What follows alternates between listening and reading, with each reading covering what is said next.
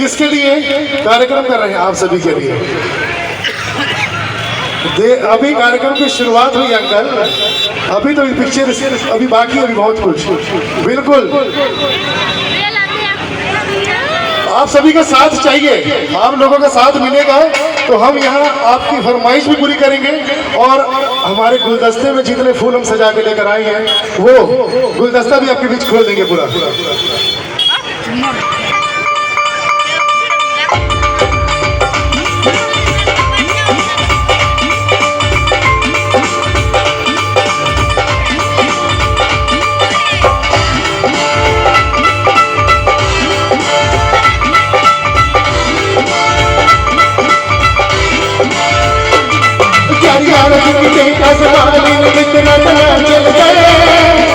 जितना मर्जी बता चढ़